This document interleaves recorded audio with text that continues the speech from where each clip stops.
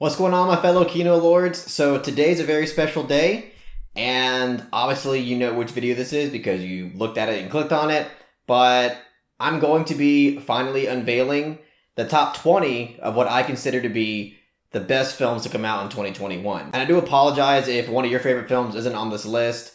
Not because I feel bad that my taste is different from yours or anything, but just because it's quite possible that I probably didn't see it.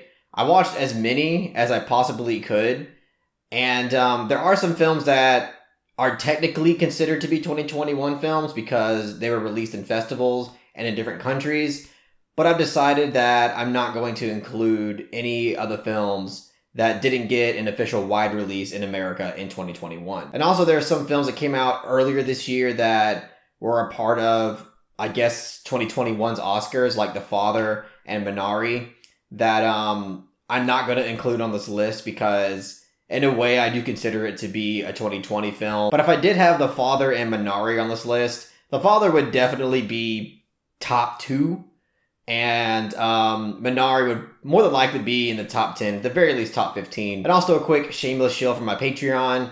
If you're interested in joining my Patreon and supporting the channel in that way, you can get some really awesome perks. For $1 a month, you get access to bi-weekly polls. In these polls, you'll be able to vote on the next film that I watch and review. And $5 a month, you get access to the Discord community, which is the world's best film-loving community that the world has to offer. But seriously, the Discord community is such a blast. I think it's Kino heaven for any film lover out there to be able to chat with film lovers all across the globe every single day and participate in movie nights every now and again and be part of every Saturday's voice chat where we always discuss the blind recommendation of the week. So it's just a whole lot of fun for anybody that really loves film and filmmaking. But anyways, I've already wasted enough of everybody's time. Let's just get to the honorable mention. Last Night in Soho, the Edgar Wright film, didn't make the list. Honestly, it was a disappointing film for me, but it was still a good movie, and it kind of sucks to leave it off the list. The Tragedy of Macbeth, that's a film that I kind of squeezed in last week. It's a good movie, and I really wasn't huge on it because of all the Shakespearean dialogue that it chose to have throughout the entire film. I mean, if you're a theater kid, you're going to absolutely love the film. It's not going to bother you, but for the majority of the population, you're not going to understand a damn thing that happens in that movie. Still wonderfully shot movie. Honestly, one of the best looking movies that I've seen in all of 2021. A Quiet Place Part 2. I know that's probably shocking to a lot of you out there, but I actually enjoyed that film quite a bit. I thought it was a solid sequel. Malignant, James Wan film. Really out there, but it was still a fun time in the theater, and even though I had my issues with it, I did enjoy it quite a bit. Godzilla v. Kong. That was actually a blast. I had an incredible time in the theater watching Godzilla v. Kong. The Suicide Squad. That's a film that I actually never talked about on this channel up until this point. I thought it was a really good movie, actually. Obviously not enough to make it my top 20 or anything, but it was pretty good. I was thoroughly entertained by that film. Zola is the next honorable mention. That one does kind of hurt because it's a film that's kind of overlooked and a bit underrated. A lot of people don't really talk about it. And unfortunately just couldn't make the list. The French Dispatch is the next one. This one hurts probably the most, more than any of them, just because it's Wes Anderson, and it is a beautifully crafted film.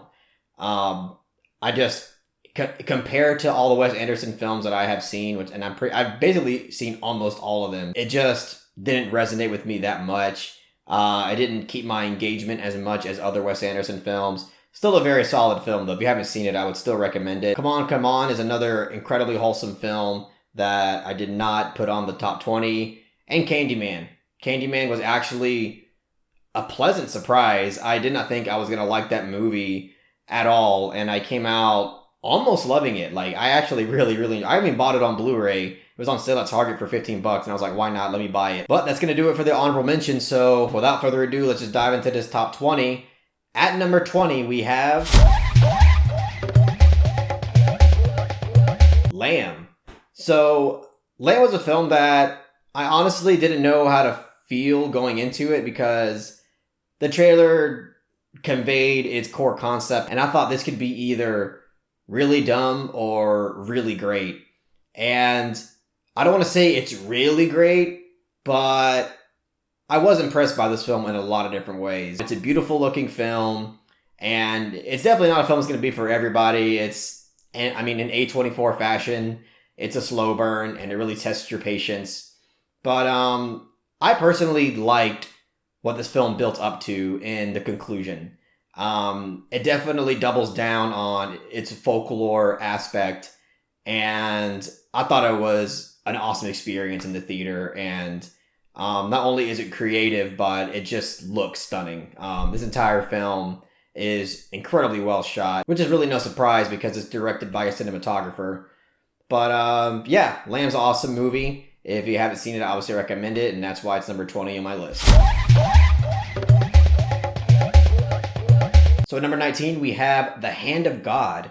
So The Hand of God is a film that's written and directed by Paolo Sorrentino. He's an Italian filmmaker that was also known for a movie he made previously called The Great Beauty. I've heard a lot of great things about The Great Beauty. Shout out to Mike, who's always telling me to watch that film. But yeah, I haven't seen The Great Beauty or anything, but I watched The Hand of God. It's on Netflix for anybody who likes to check it out. And this was a really interesting and risky kind of coming of age film, where at the same time is kind of both a love letter and a cautionary tale for not only those who are pursuing filmmaking as a career, but just those who are trying to pursue something that you have to take a leap for and takes a lot of guts to do. And I like the way this film is able to express that because it's through its central conflict where the main actor in this film, the main character, is put in a situation where he is now forced out of his comfort zone and has to make decisions quickly about what he wants to do in his life.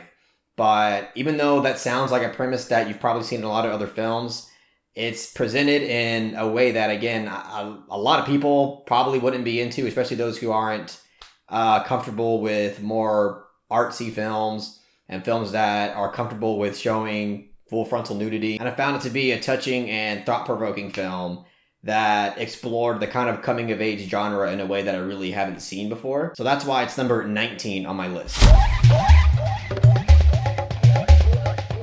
So number 18, we have Annette, which is written and directed by Leos Carax. So Annette is a film that I kind of have an interesting relationship with because I did see Holy Motors in preparation before watching this film in the theaters with Perry. And I loved Holy Motors. I thought that was an excellent and really out there, risky type of film that basically doesn't give a shit about what you're going to think about it. And sometimes that works for films, and sometimes it doesn't. But I feel like with Holy Motors, it works just right. But anyways, I loved Holy Motors. So going into Annette, I was expecting a kind of ballsy film artistically. And I sure enough got that. I got a film that definitely takes its risks, especially with how it approaches musicals. And not only in an adult way, but also conceptually in terms of the approach it has revolving around the baby character that is Annette. And the artistic approach for Annette's character was definitely something that I didn't expect. And I could see a lot of people being bothered by it and just writing it off as something just absurd and stupid. But it's a film that the more I thought about it, the more I sat with it, the more I really like it. It's a film that even after I saw it, which was at least 4 or 5 months ago, I still haven't been able to stop thinking about it. And I'm not even a fan of musicals. Like, for those who watch the channel, y'all know that musicals are probably one of my least favorite genres of filmmaking. But yet, Annette, even though it does run into those things that I don't particularly like in musicals, it's just so different when it comes to a lot of different things, not only to the musical genre, but just conceptually speaking, it's really out there, and I really appreciated this film for that. But yeah, that's why Annette's number 18 on my list. So number 17, we have Saint Maud, that's written and directed by Rose Glass. So Saint Maud was a film that came out pretty early on this year, or last year, I should say, in 2021. I believe this came out in March, and this is a film that I really, really enjoyed, and I'm glad that I did because I had kind of high expectations for it. Just after watching the trailer, it seemed to be a recipe for everything that I would love in a horror film. It tackles religion. It seems to be a character study. and it seemed dark as hell, and it delivers on all those things. I personally found it quite intense and also thought-provoking. I mean, I wrote a whole analysis video on it. If you want to check it out, please do. But yeah, I personally got a lot out of this film. It was a film that not only did I get what I wanted out of a psychological horror in terms of just feeling and atmosphere, but in terms of it being a discussion piece, I also got that from it. So it's a film that I enjoyed quite a bit, and that's why it's number 17 on my list. So number 16, we have Benedetta, which is written and directed by Paul Verhoeven. Benedetta was my first Paul Verhoeven film. And again, I have a whole video on this, so if you want to check it out, please do. I'm going to be doing after this whole video, just telling you to check out my reviews. But please do check out those reviews. But Benedetta was a film that I felt conflicted about after watching the trailer, because even though it seemed to tackle a lot of the things that personally interest me in art, again, that has to do with commentary on religion and the overall effect of religion, of not only society, but of also the human mind. And even though it was tackling those things that I felt like was right up my alley, but the whole lesbian aspect of it left me a little skeptical, because it seemed like a bit Oscar baity. I mean, after I watched the trailer, I immediately thought of one of the fake trailers in the beginning of Tropic Thunder, Satan's Alley, with Robert Downey Jr. and Tobey Maguire. From Fox Searchlight. But luckily, this film was actually quite boundary pushing. This film goes pretty damn far with certain things, and with a number of sacrilegious imagery and acts, but at the same time, yeah, it has that shock value to it, but at the same time, actually does have a nice amount of commentary on religion and how society is affected by religion and what that means for the people that live in it. And even though it was a bit derivative of Ken Russell's The Devils, which is a film that came out in the 1970s, because The Devils is pretty much Benedetta 2.0. It does what Benedetta does, except on a more larger and absolutely batshit scale. So The Devils to me is like a lot more impressive of a film, but Benedetta kind of is a more contained The Devils and focuses on something a bit more intimate. And for that, I still appreciated it. So that's why it's number 16 on my list. So number 15, we have The Night House, which is directed by David Bruckner. The Night House is a film that I kind of have to thank Perry for, just because of the fact that he was constantly pushing me to watch this film before making this list. And I'm really glad that he did, because obviously I really liked it. In the first act, I was a little bit skeptical. And it's mostly because we're at a point in the 2000s era, whether it be the early 2000s or the 2010s or now the 2020s, where we have a lot of these art house psychological horrors that choose grief and depression and trauma as the center point of what they're going for thematically and also within the story and characters. And sometimes you just feel like it's derivative at this point. Like how many more psychological dark drama horrors are we going to have where, it's all about grief and depression? But surprisingly, this film proves that you can still tackle this very same concept. It just depends on the presentation and depends on the details of the story and how you go about revealing the film's secrets. And it's a film that proved that, yeah, even though we have seen this concept many times already, it's about execution. And I think it tackled the whole grief and depression thing incredibly well. Honestly, got me a bit emotional when it comes to certain things in the third act, because just the way it's able to convey somebody that is stuck in this horrible state of mind was creative, and I felt captured that feeling in an accurate, more or less accurate way that kind of makes somebody understand what it would be like to be in that kind of state of mind. But yeah, obviously it's not a perfect movie, but I feel comfortable in saying that this is a pretty great film and one of 2021's more underrated and overlooked films. So if you haven't heard of this film and you're interested in seeing it, please check it out. I obviously highly recommend it. And that's why it's number 15 on my list. So at number 14, we have Paul Schrader's The Card Counter. So The Card Counter was a film that, from the trailer, honestly, like I was pretty hyped for this film just from hearing about, the production information, and just upon its release, I was like, it's a Paul Schrader film starring Oscar Isaac. This has a lot of potential. But after the trailer was released, I was like, I don't know, this actually looks kind of flat and mediocre, and I'm a bit worried. But I was proven wrong. I actually thought this film was quite compelling. And I watched this with Perry and Eric, and I was the only one, I believe, that actually genuinely liked this film. I know that Perry didn't like it. I think Eric might have barely liked it. But anyways, I think that this is a great character piece about somebody who struggles to live a normal life because of his past regrets and past traumas in the military.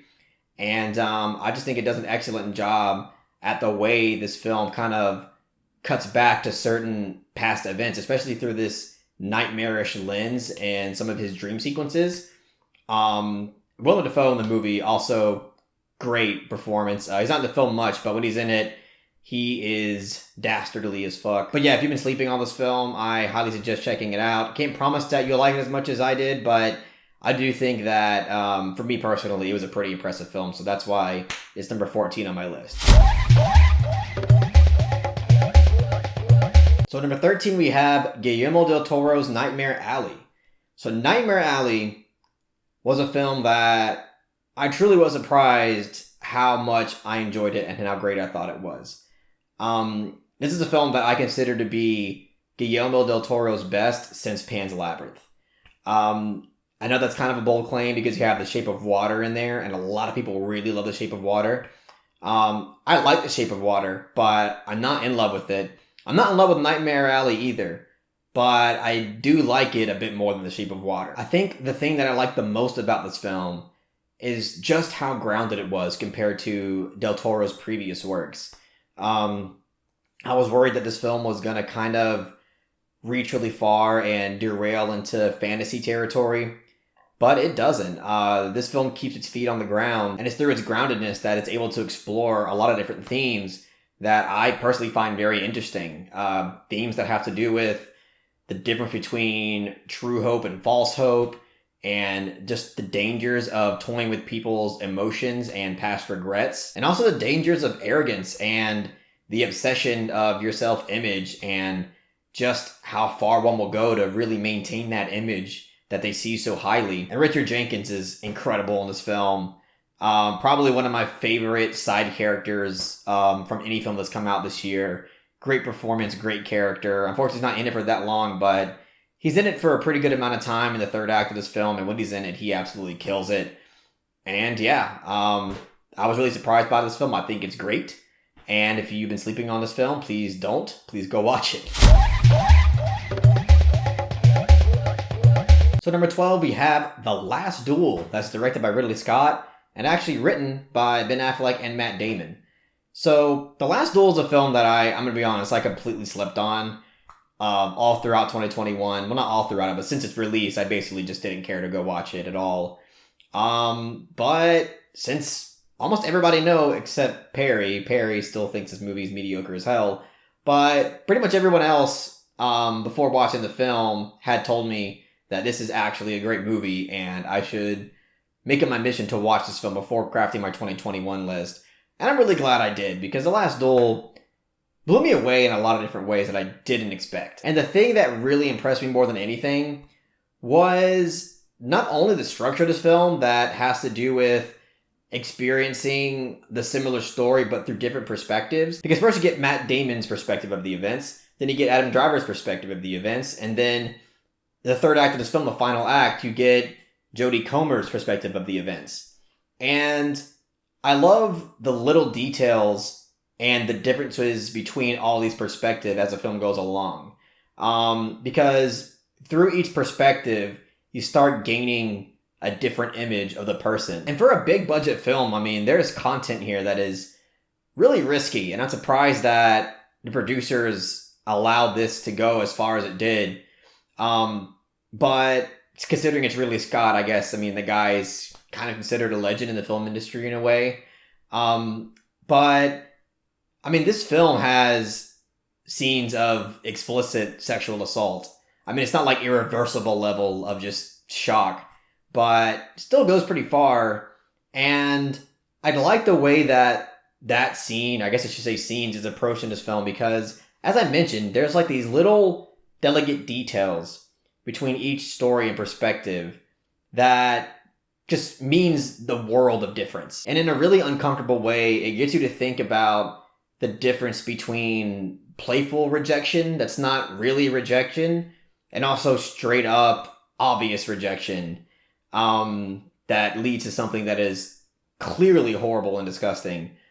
And I just love, again, these little delicate details between all the stories that get you to think about certain things in different ways. And also, I mean, besides that, the action in this film is not that much of it, but the battle scenes in this film are really well directed and really intense. And the actual last duel in this film that takes place during the ending is incredibly intense stuff. I love the way all that was shot and the way all of it was captured. Made for an excellent finale. And also in a lot of different ways, this is a film that is a harsh critique on toxic masculinity. I mean, I gotta say, this film does not make men look good in pretty much any way possible. But at the same time, this does take place in a lot older era. I believe it's in the 1300s. Just a kind of patriarchal society. I mean, we still live in one, but just, it was on steroids back then. And I love the way that it's able to depict the kind of harsh imbalance that was present back then. And not only does it reflect in society, but it just reflects in the male attitude and the way that they perceive women, even their own wives. And I just thought it was really well done. Again, it's not a perfect movie. It's not flawless or anything, but it is a pretty great movie. And I was thoroughly surprised by it. If you haven't seen this one, obviously check it out. And that's why it's number 12 on my list. So number 11, we have Teton, which is written and directed by Julia Ducournau. This is by far the most batshit out there and outrageous experience that I've ever had in a movie theater. Not ever, but most certainly for this year. This movie's bizarre as hell. It has a concept having to do with cars that, I mean, to be honest with you, it's a pretty dumb concept, but it actually is able to pull it off. I mean, I'm not in love with the concept itself, and I think that's one of the reasons why it's a bit low on my list. I mean, number 11 is pretty high, but for most people, this is going to be, solidified in their top 5. But yeah, even though I'm not really in love with the concept, I still have to give it massive credit for still being able to make an effective movie out of it. Yeah, also the performances in this film are off the chart fantastic. Agatha Roussel, she's incredible. If there was anything that this film deserved more than anything, is a nomination for Best Lead Actress, because Agatha Roussel absolutely killed it. I mean, the amount of dedication and just how she embodies this psychologically twisted character is so admirable. I mean, she's ferocious in this film. But yeah, hands down the most unique film that I've seen all year. Absolutely bizarre experience, and I am excited to watch it again. I've only seen it once, but definitely one of those films that I have to give a rewatch as soon as possible. That's why it's number 11 on my list. So number 10, we have The Humans, which is written and directed by Stephen Karam, I believe is how you pronounce it. This is also a film that I squeezed in last week, and obviously I'm really glad I did. This is a film that is really well written and incredibly acted all across the board. This is one of those films that completely takes place in one building, and in order to have an effective film like that, you really have to know what you're doing as a filmmaker. And obviously he does, because this is an engaging film from start to finish. Everybody across the board gives an excellent performance. Richard Jenkins, it's almost hard to believe he's even acting. He just seems so comfortable. And all of his characters, you never once ever consider that he's just playing a character. Every time you see Richard Jenkins on screen, you're like, yep, that's the character of the film. That is not Richard Jenkins. He's very much removed from the character that he's playing. And he plays it so casually all the time, like it's like like it's no big deal. But Beanie Feldstein is also in this film. For most of y'all know her from probably a film like Booksmart or Lady Bird. She's also Jonah Hill's sister, which is a fun fact. But she was also really good in this movie. And dare I say, Amy Schumer was also convincing in her role. I mean, she didn't have the most demanding role or anything, but I think she fit the part very well. And she's able to deliver the emotions and the dialogue in a way that was believable. And this film is called The Humans for a reason. I think it's because through all of this family's interaction on Thanksgiving, it obviously explores the tension between them as, you know, certain conflicts between them get unraveled through passive aggressive and sometimes straightforward dialogue. And again, it's called The Humans because this is a very human movie that does tackle guilt and regrets and, you know, the hope or the lack of hope for one's future. I just really love the way that this one was able to explore all of those things through the character interactions and through all the dialogue. It's just a really well-made film, and obviously I recommend the hell out of it, so please go watch it when you can, and that's why it's number 10 on my list. So number 9, we have Sean Baker's Red Rocket. Red Rocket was a blast. This film is entertaining from start to finish. Uncomfortable, a lot of uncomfortable subjects that have to do with predator behavior, but nonetheless a ballsy movie, an entertaining movie. Simon Rex, incredible performance here. Crazy to know that this is the guy from Scary Movie 3, yet he is able to just really give a powerhouse performance in this film. Arguably one of the best performances for a lead male actor in 2021. Really sells the role, just really brings an energy to this character that I feel like is needed to make it effective as it is. And also just the way that the Backstreet Boys song is used in this film is not only brilliant, but absolutely hilarious. It's actually kind of a reoccurring theme in the movie that makes a lot of sense and is also, again, just entertaining as hell. But there are themes in this film that are explored in effective ways. One of the more apparent themes in this film, in my opinion, has to do with what it takes to love somebody. In order to really love somebody, you have to show sacrifice, you have to show conviction. You know, you have to be willing to be selfless in certain ways. And there's some people, like our main character here, who seems to just be unable to show any signs of what it takes to love. Either he's just unable to love, or he's just so immature and refuses to grow up that he refuses to do what it takes to love. But either way, Red Rocket is an awesome film. Please check it out if you haven't already, and that's why it's number 9 on my list. For number 8, we have The Power of the Dog, which is directed by Jane Campion. Power of the Dog is a film that I heard a lot about leading up to it. Pretty much nothing but great things, and it did not disappoint. This is a film that does take place in a Western setting, but I do caution, informing people that this is a Western because it's the only thing that's really Western about it is its setting. Because this is a kind of slow burn drama that explores many different complex characters. Benedict Cumberbatch is in this film. He plays one of the more complex characters that, again, kind of dives into the whole toxic masculinity thing, whether it be society's fault being the way that he is, but at the same time, when his character is in contrast with another vital character in this film played by Cody Smith-McPhee, it shows that you kind of have a choice to be the way you are or to repress it and then shun others who are unafraid to be who they are. But the aesthetic value of this film is also fantastic. The cinematography is an obvious standout. Beautiful framing throughout the entire film. And I just also love the way that this film ends. It's quiet, but also powerful. But yeah, this one was absolutely great. And that's why it's number 8 on my list. So number 7, we have David Lowery's The Green Knight. The Green Knight was probably my most anticipated film of the year. David Lowery's last film, well, it's not his last film, but the film that he made in 2017, A Ghost Story, that is such a special film to me. One of my personal favorite films ever made, definitely top 5.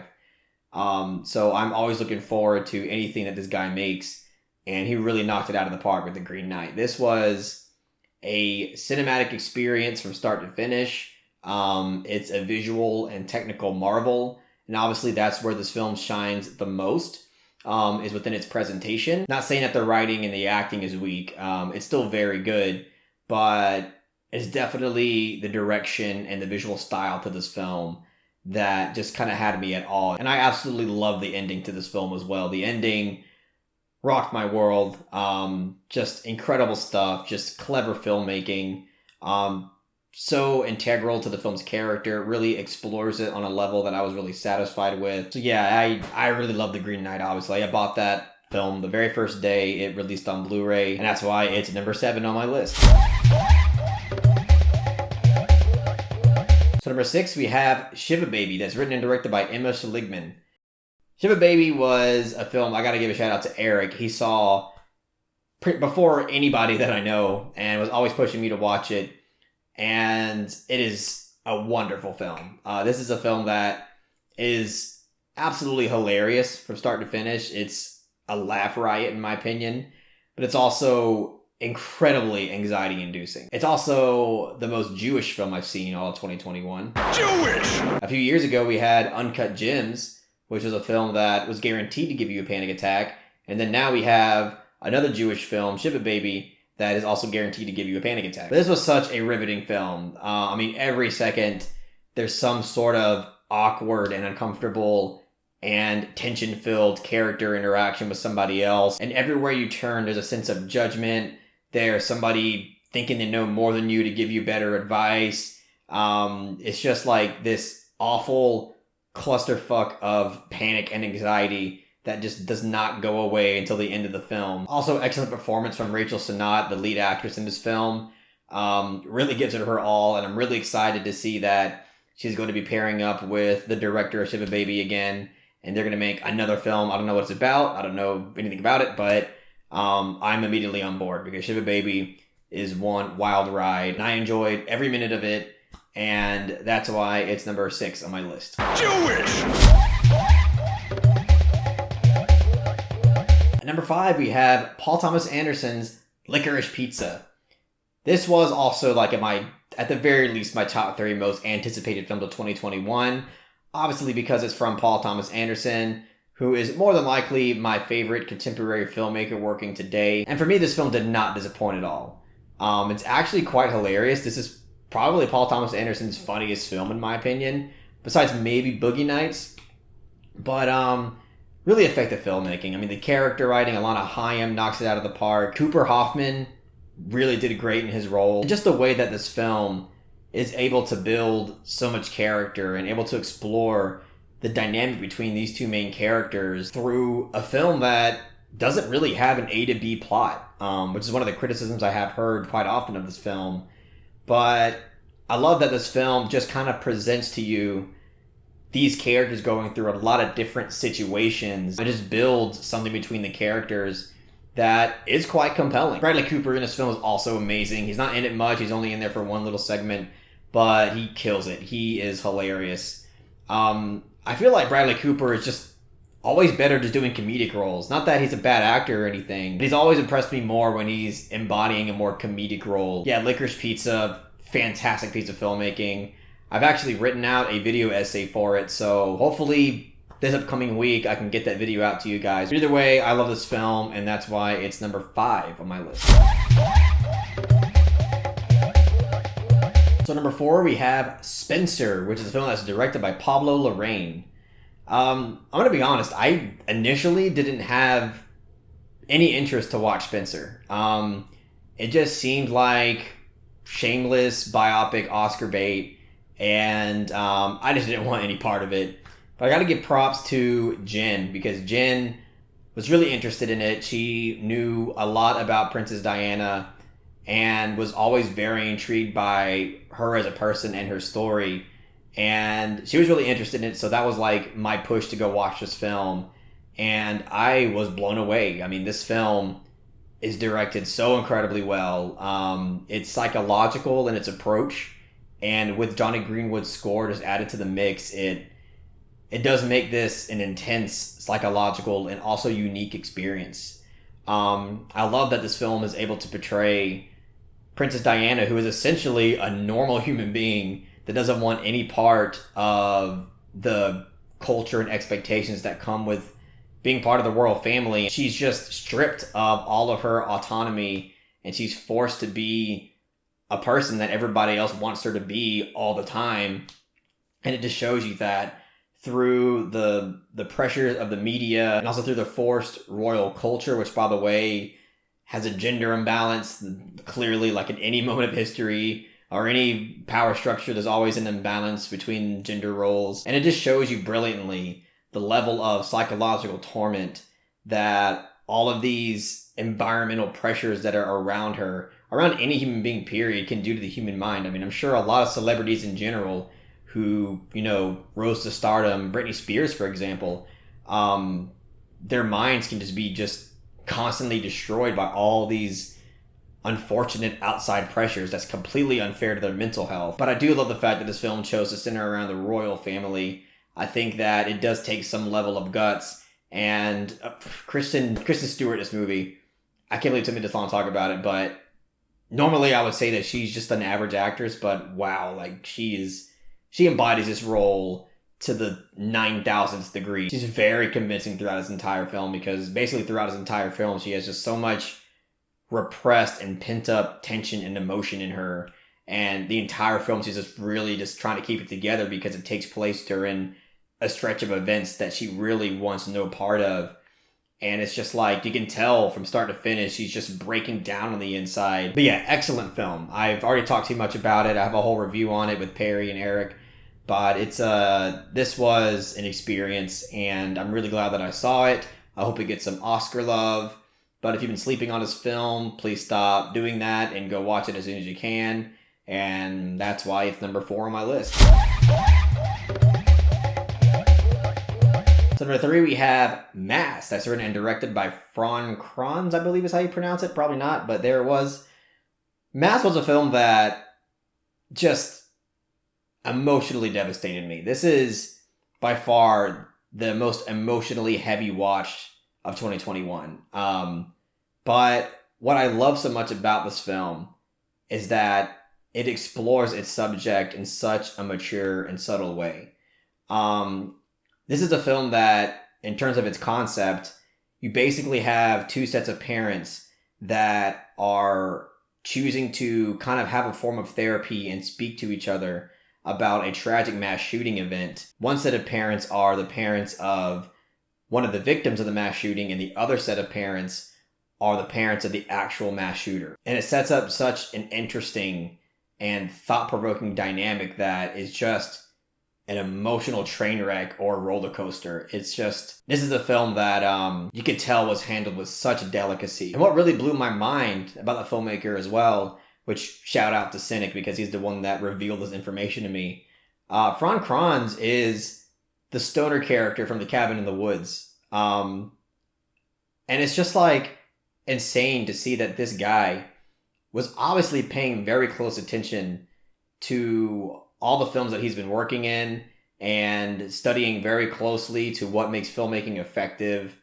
And it's just really awesome to know that there's people like this that truly do love the art of filmmaking. And clearly it's shown here. And this guy has such a promising future. This is his directorial debut, and he just absolutely kills it. And it shows that he's able to handle such heavy and sensitive societal subjects like this in such a mature and understanding way that just impressed me on all levels. This is a film that, again, takes place all in one room or all in one building. And it's just from start to finish so engaging. Has moments that are just so emotional. There's the third act of this film, the final 10 minutes of this film, it rips you to pieces. It's just so brilliantly acted, not only by Ann Dowd, but everybody involved. Beautifully written film, wonderfully directed, superbly acted. I couldn't ask for more from this film. It's just beautiful and thought-provoking from start to finish, and really underrated and overlooked, honestly. I really hope this film gains more traction in the near future. I've been telling everybody I know about this film, so I'm going to do it with you guys. Please go watch this film. I believe it's available for rent now, so go check it out. This is a film that is a powerhouse in every way, and that's why it's number 3 on my list.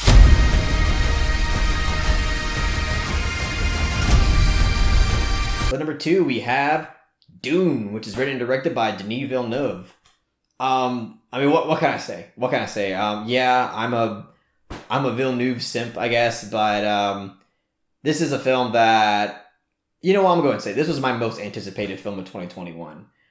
And it did not disappoint. I mean, it exceeded my expectations, which is insane considering the fact that my expectations were sky high, and it still kind of shattered them.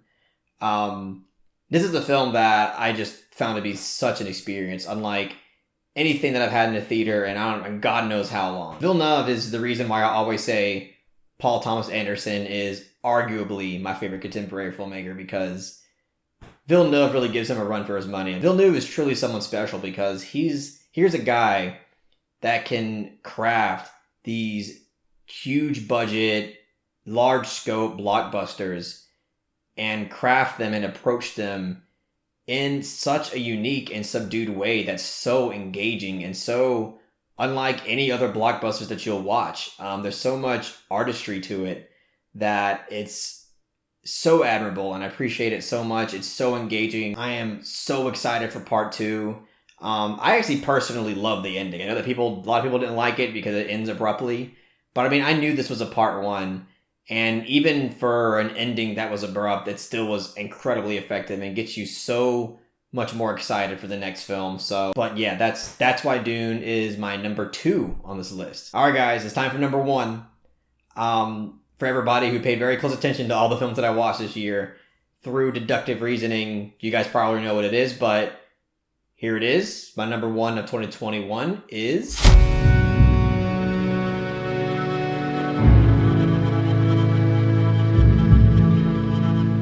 Pig, which is written and directed by Michael Sarnowski and starring the one and only, the man, the myth, the legend, Nicolas Cage. So I went into Pig, expecting a good movie. It got pretty solid reviews, but I got so much more than that. This was a compelling, moving experience that I truly did not expect. Sarnowski is somebody that you're going to have to be looking out for, because this guy knows how to capture emotion, knows how to tackle mature themes. This film tackles food and nature in a way that just hits so close to home, and I found so compelling and so emotional. And I love the dynamic between Alex Wolff's character and Nick Cage's character. Just the kind of bond that's kind of naturally created throughout the film, and just how Alex Wolff's character grows and matures throughout his whole experience with Nick Cage's character, I found very convincing. But yeah, I don't want to talk too much because I have a whole review on this film. But yeah, this film is a moving experience. I've seen it twice, and I bought the Blu-ray, and it's just an unforgettable movie. Nick Cage again, subdued performance, but powerful as hell. It's just such a fantastic piece of filmmaking all around, and I cannot wait to see what else Michael Sarnowski has in store for us. Hopefully he doesn't just randomly decide to quit filmmaking, because this guy has so much talent and so much maturity that I just can't wait to see what else he does. Yeah, I mean, that's it, guys. That's my 2021 list. Please let me know in the comment section what you think about my ranking, but also make sure to put your own ranking. It doesn't have to be a top 20, it can be top 10, top 5, top 1, whatever. And I want to thank everybody for giving me such an amazing 2021. This channel has grown so much in 1 year, and I'm absolutely grateful for every single last one of you guys. And again, if you would like to support the channel through Patreon, you can get a lot of great perks. So if that's something you're interested in, please do that. But anyways, that's all I got for you today. If you guys really enjoyed my 2021 list, please give it a thumbs up and share it amongst your friends. And don't forget to subscribe to the channel to be updated on more film-related content.